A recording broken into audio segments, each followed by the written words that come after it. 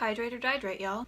When I went to write a video about alcohol and social drinking, it got really serious and really weird, so this is going to be the opposite of that. The main thing I want you to take away is that if you have never drunk, if you don't want to drink, if you drink right now but you would rather move into doing other things in your free time with your friends, you are not alone. Sure, lots of people like drinking and they'll incorporate it into any social activity that they can, but lots of other people don't, even if you can't find them in your Instagram feed or wherever right now.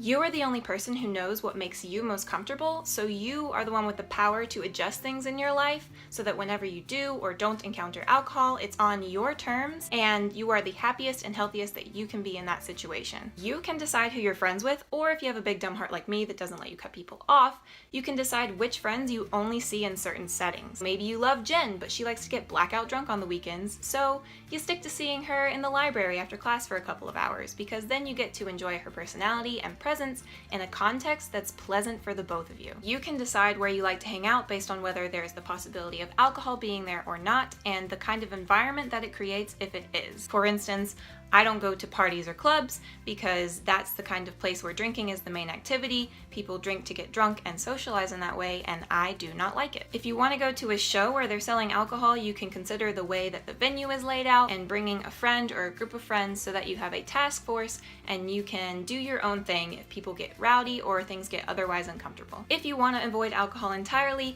you can do things like go for walks or hikes or go shopping or go to the movies or stay in and make a really nice meal. The possibilities are pretty endless, and you're not boring because of it. People will want to do these things with you, assuming that, like me, you're a nice person that's a gosh dang delight to be around. I have felt isolated, and I have friends who have felt isolated before, so I just want the youths to know, from a 23-year-old who has always had issues with alcohol, has never wanted to be around it, and thought that that meant I was babyish and that my friends would always keep me at a distance for it.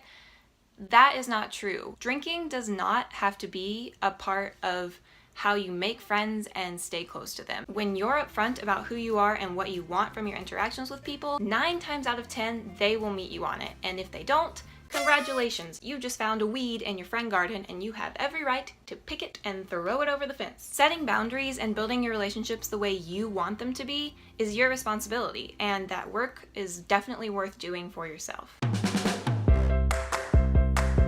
Hi, I'm Kim, and I'm the type of person who makes up a metaphor like friend gardens. I would love for the comments to be full of your stories, like the time that I drove a bunch of tipsy friends back to camp after a night out. I became their favorite person just because they asked me to take a detour when we were early for curfew, and I did it. Maybe I was a little uncomfy, maybe I got a little bit lost, but they had a great time jamming to my 90s and early 2000s playlist, and we got home safe, so my duty was done. If you'd like to stick around, you can subscribe via the sub bubble, and I will be back to shout loving words at you another time. Bye!